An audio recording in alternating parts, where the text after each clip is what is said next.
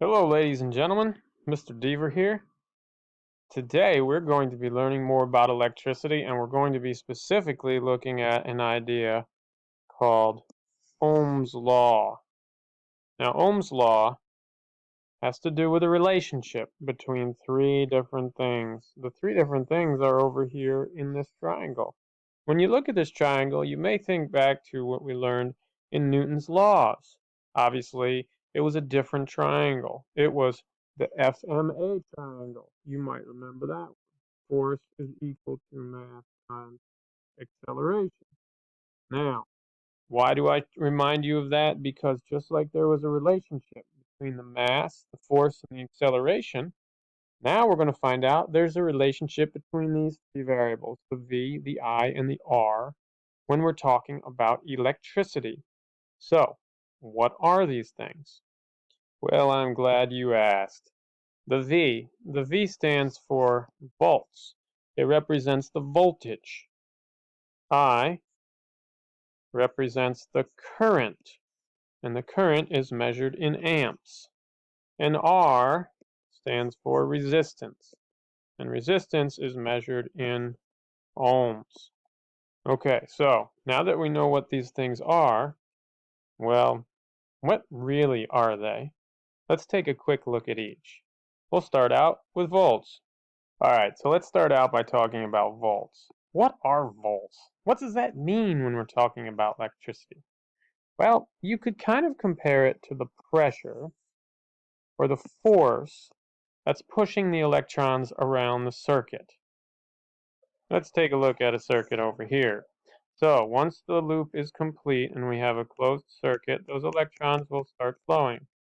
And those electrons will flow all the way around the circuit. Well, why do they flow? They flow because the battery has a certain voltage. A small battery may have a voltage like 1.5 volts.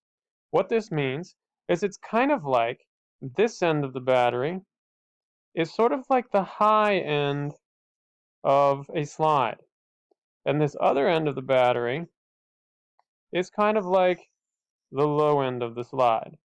So the electrons, that's like this little guy here, is going to come out one side of the battery and slide down to the other. Okay, so it's sort of like the force pushing the electrons around. Now, notice we just have one battery, in this case down here. Over here we have one, two, three, so we've tripled the voltage. And notice, think about this, if you're the person on this slide, there's going to be a lot more pressure, a lot more gravitational potential, you could say, because you're so much higher. So the higher the voltage, the more pressure you have pushing these electrons around the circuit. Voltage, kind of like the pressure or the force pushing the electrons around the circuit.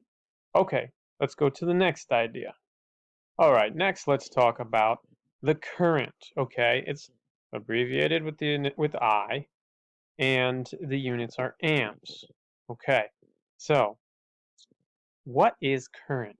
Well, look at this picture here. Imagine that this here is that circuit, or that wire in our circuit, and we blow the wire way up so you could actually watch, like this little guy here is doing. He's watching the electrons going by this single point. And as they go by, he's going to count them. So, with a certain unit of time passes, he counts how many electrons went by. That's the current. The current is like the number of electrons going by in a certain amount of time. Now, let's think about this.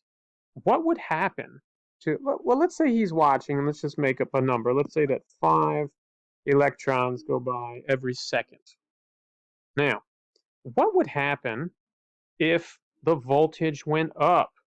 Okay, an increase in voltage, well, that's going to increase the pressure. So what's going to happen to this number here? The number of electrons going by in a unit of time. Well, that number is going to go up. Maybe it would go to 10, for instance, if we doubled the voltage. All right, so what is I? What is current? What is it really? It's how much current is going by in a certain amount of time. So, there we have it. The amount of current that passes a given point in a certain amount of time.